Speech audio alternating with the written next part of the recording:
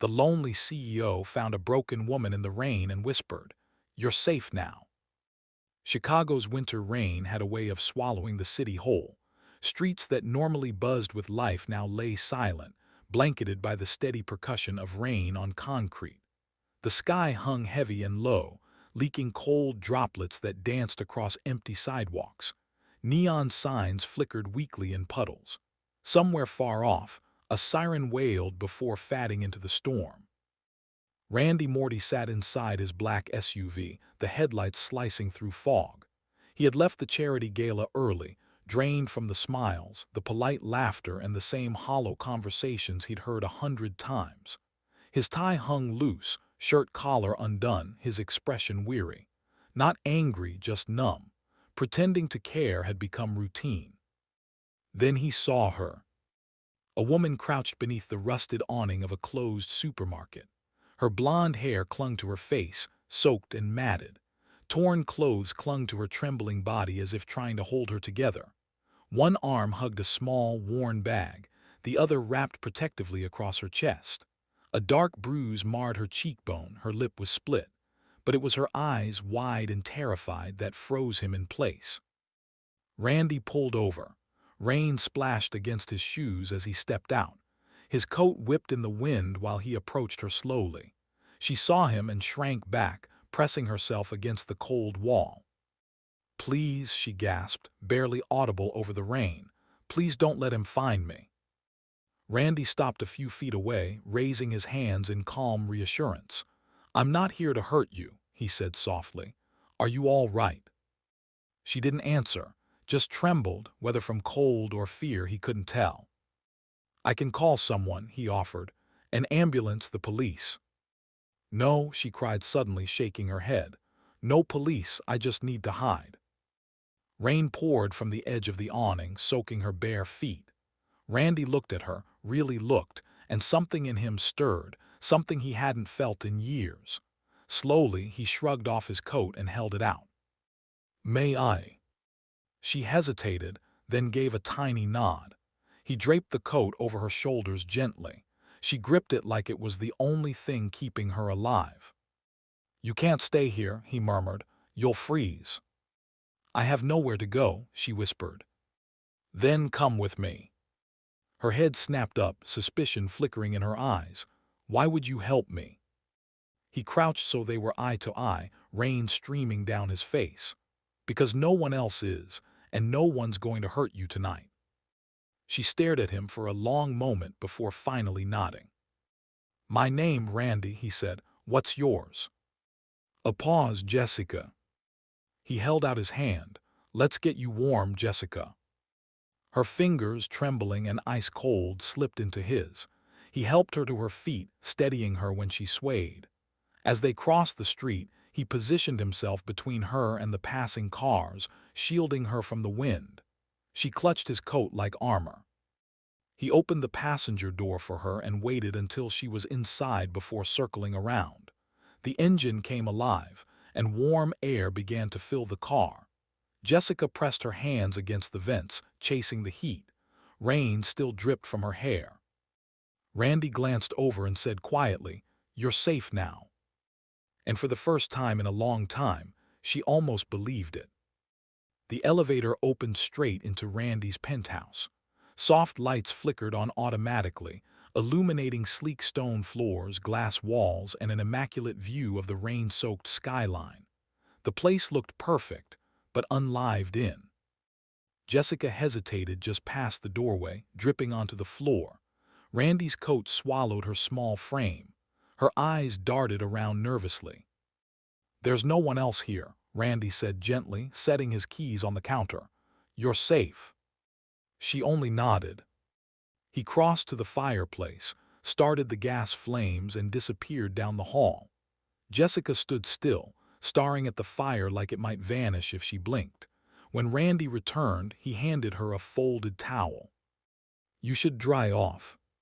She took it carefully and knelt by the fire. Her clothes clung to her, heavy and cold. Randy moved quietly in the kitchen, boiling water, grabbing ginger tea. He didn't ask questions or press her. The silence was fragile but comforting. When he handed her the mug, her fingers brushed his and she flinched. "Sorry," she whispered. "It's okay," he replied softly. "You don't have to apologize." In the glow of the fire, he saw her bruises more clearly now, the one on her cheek and others circling her wrist, shaped like someone's fingers. He said nothing, just turned back to the flames. Jessica spoke suddenly, voice cracking. "I just ran. I didn't know where I was going, I just needed to get away." "Then maybe you were meant to find me," he said quietly. Her eyes widened a little at the gentleness in his tone. "I don't even know you." "I know," he replied simply. She glanced around the minimalist apartment. "This place doesn't feel lived in." "I don't really live," Randy admitted. "I work, I sleep, that's about it." There was sadness in his voice, the kind that comes from being lonely for too long.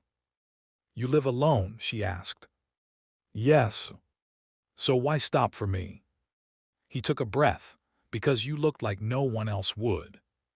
Her eyes glistened. She didn't reply. Randy nodded toward the hallway. "There's a guest room, the bed's made." She rose carefully, the towel slipping from her shoulders. He turned away, giving her privacy. "Thank you," she said softly. "You don't have to thank me." "Good night, Randy." "Good night, Jessica."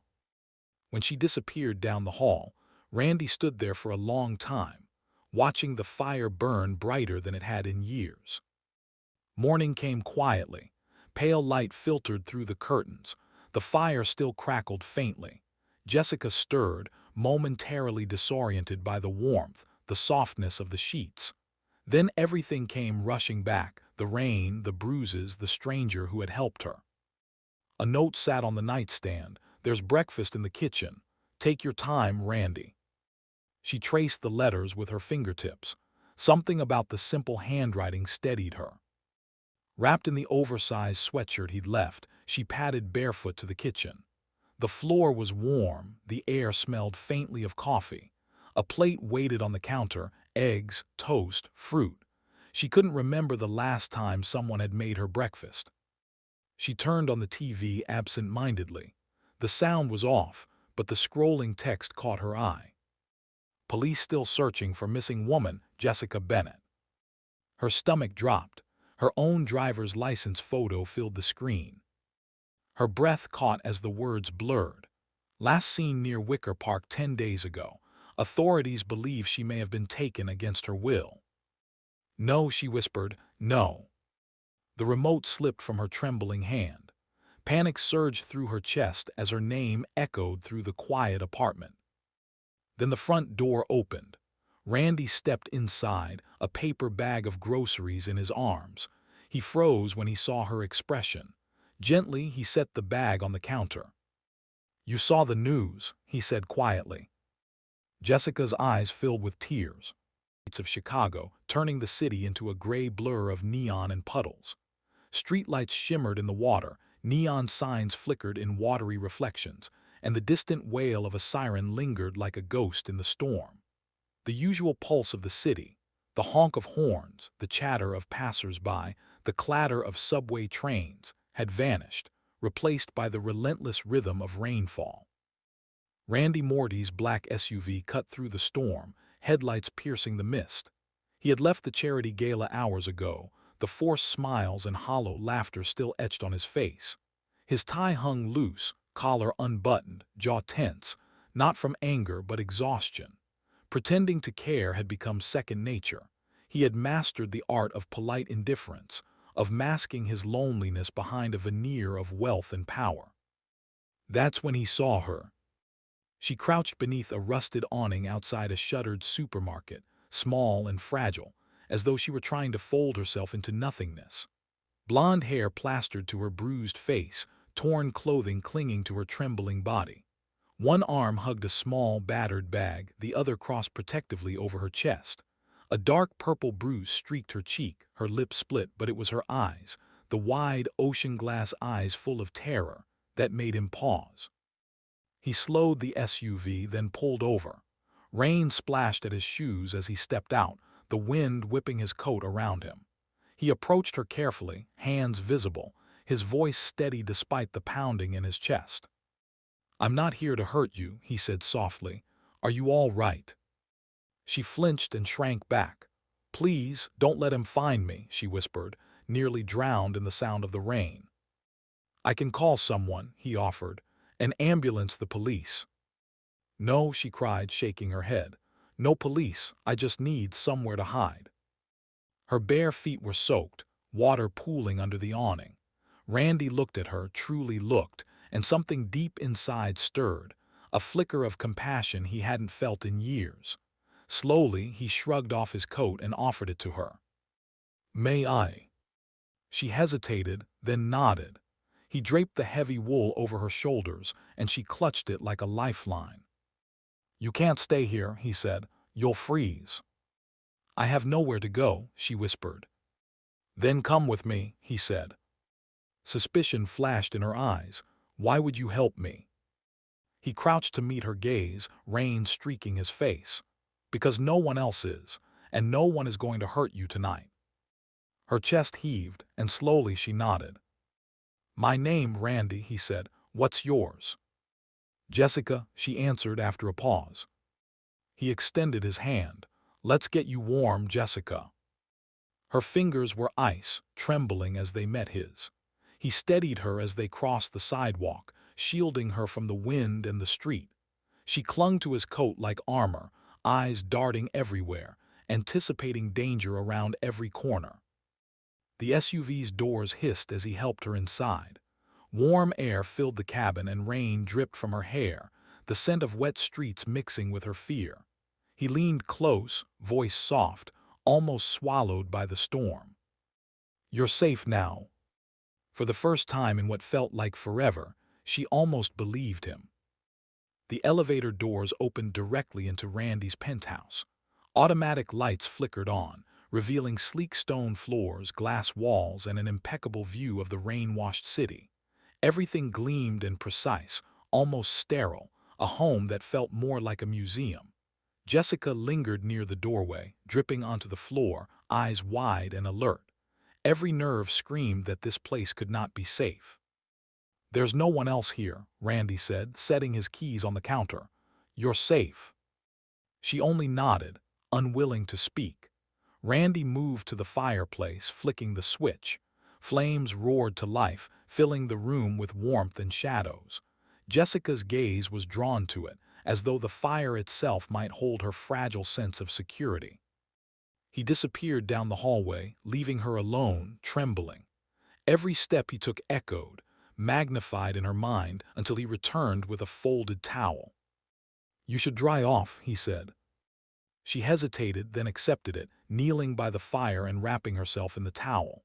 Her wet clothes clung to her, and the heat from the flames burned her skin, a sensation that brought tears to her eyes. Randy moved quietly, boiling water for tea, pulling ginger tea from the cabinet. He didn't ask questions, didn't press. His silence was patient, allowing her to exist without pressure, a rare kind of kindness she wasn't sure she deserved.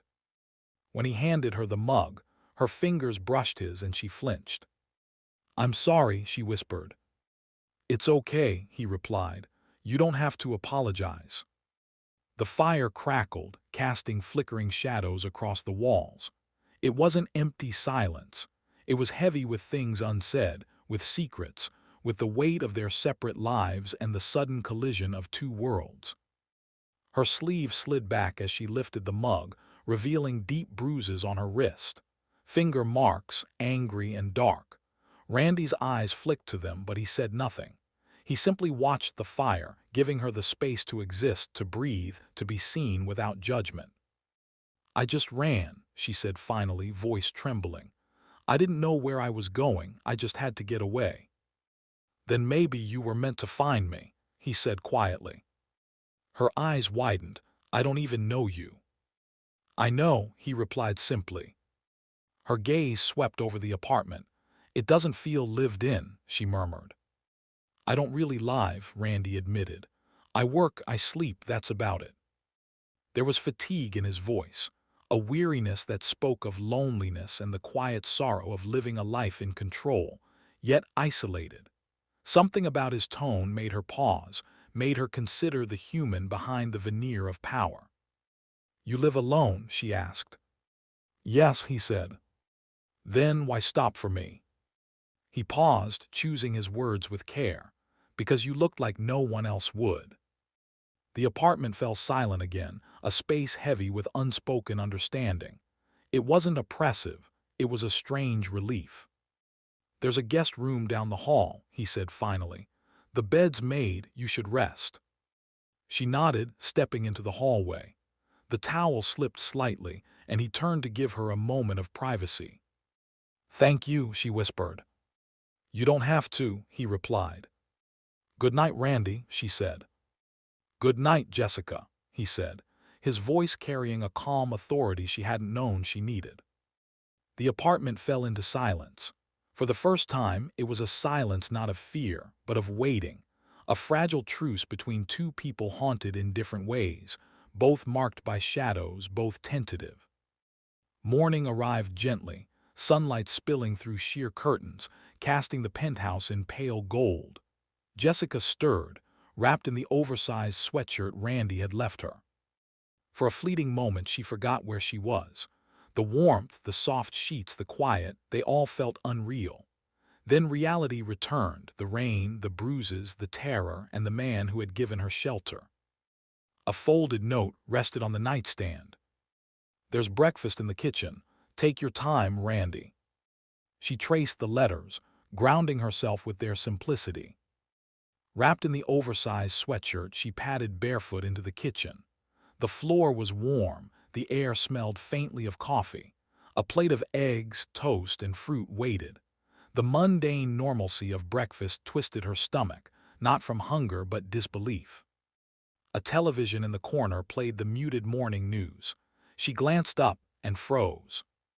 "Police still searching for missing woman, Jessica Bennett." Her driver's license photo appeared on the screen. Panic surged. "Last seen near Wicker Park 10 days ago. Authorities believe she may have been taken against her will." "No," she whispered, voice cracking. The remote slipped from her hands. Her chest tightened. The apartment spun. She backed into the fridge, clutching her head, trying to shut out her name echoing through the space. The front door opened. Randy stepped in, a bag of groceries in hand. He froze at the sight of her panic. Gently, he set the bag down. "You saw the news," he said softly. Her eyes were wide with fear and disbelief. She didn't speak, trembling as if the storm outside had entered the room and settled inside her chest. "You're safe here," he said again, quietly, firmly, but her mind refused to believe it. The shadows outside, the city's pulse, and her memories of being hunted pressed in around her. Randy moved closer, slow and deliberate, bridging the distance she had placed between them. Every step was careful, measured, protective.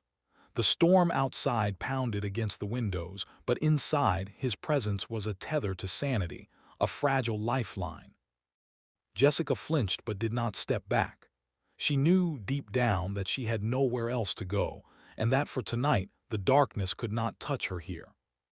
The day stretched into a tense quiet. She ate little, her eyes flicking to every shadow, every movement outside the glass walls. Randy did not force conversation. He worked around her quietly, boiling tea, preparing meals, cleaning, filling the apartment with a sense of routine that felt alien, comforting, protective. Hours passed. The storm outside began to fade, but the tension inside did not. Every noise made her flinch. Every shadow seemed alive. And yet, Randy remained constant, an anchor she could cling to, even if only a fraction of her mind trusted it. She thought of her past, of the men who had chased her, hurt her, and silenced her. She remembered the fear, the bruises, the cold, the helplessness. Yet here, in this quiet, luxurious, and strange sanctuary, she began to imagine, tentatively, that maybe, just maybe, she could survive. Randy's presence was both a shield and a reminder. Someone was finally willing to act, to care, to protect. The psychological weight of that was almost too much. She had long ago learned not to trust anyone, not to believe in safety. Yet now, here, In the dim light of the penthouse and the fatting storm, she let herself cling to it. Hours bled into night. The penthouse lights dimmed automatically, the city skyline glowing faintly in the darkness. Randy moved silently around the apartment, ensuring doors were locked, blinds drawn. Jessica sat by the fire, towel wrapped around her shoulders, the first hints of fatigue softening her tense muscles. She could not sleep, not fully. But for the first time in a long while, she let herself breathe. The darkness outside was still alive, but the interior felt like a fragile island, and Randy was the tether keeping her from being swept away entirely. "Do you want to know why I stopped believing I deserved to be loved?" Randy asked quietly, his voice low and roughened by years of quiet grief. Jessica turned toward him, her eyes soft but encouraging, urging him to speak. "My wife," he began, "died in a car accident 3 years ago. I was supposed to pick her up that night, but I got caught in a meeting. I told her to take a cab. She never made it home." His gaze fell to his hands, folded tightly in his lap, the weight of guilt pressing down on him like stone. Jessica's hand found his, bridging the distance with the faint warmth of human contact. "I blamed myself for a long time," he admitted, voice low, almost a whisper. "Sometimes I still do, but you shouldn't." He gave her a small, sad smile, the kind that held a mixture of sorrow and hope. "You're the first person I've let in since then, the only one I've wanted to." Jessica looked down at their entwined fingers. A quiet tremor ran through her chest as she whispered, "I used to feel invisible. With Travis, I disappeared a little more every day. He made me feel like I was no one, that I didn't matter until I couldn't even recognize myself. But here with you, I feel seen again. I feel real." Randy reached for her slowly, not out of pity, not out of urgency, but with something purer, safer. They embraced, and for the first time it was not fear that bound them but understanding. She buried her face in his neck, and he held her firm and steady, a steady presence anchoring her storm-tossed soul. Their lips met at last, soft, tentative, true. It was not a spark that ignited fireworks, but a grounding, gentle promise. A kiss that whispered safety, trust, and the fragile start of love. When they parted, neither spoke, only smiled. Light streamed through the penthouse windows, catching in Jessica's hair like a halo of gold against the storm-worn gray of their world. Randy watched her, amazed. She was hope, a sunrise after years of relentless rain. For the first time in years, he believed in something again, her. 3 months later, spring had arrived in Chicago. The city pulsed with new life. Trees lined streets in soft green, cafes reopened their patios, and for the first time in years, Jessica Bennett walked with purpose. She was no longer hiding. Her mornings began with class. She had enrolled in an interior design program she once abandoned. The scholarship was quietly funded by Randy Moretti, a silent gesture of faith, not charity. Afternoons were spent interning at a small downtown studio, learning to shape light and space, how a room could be healed and made whole again. Travis Cole had been sentenced to 10 years for assault, trafficking, and criminal conspiracy. The Callahan network had unraveled, thanks to Randy's careful coordination with federal agents. Justice had arrived, and with it, freedom. Randy, for his part, had begun to heal old wounds as well. He reconnected with his mother, Alina, a proud woman who had long watched her son bury himself in silence. Now he spoke, hesitant, careful, but enough to mend a gap years in the making. He brought Jessica to brunches, occasionally smiled for photos, and the penthouse no longer echoed with absence. Jessica moved in, not as a guest seeking shelter, but as a woman reclaiming her life. She kept her independence, contributing to household decisions, paying her share. She was not saved.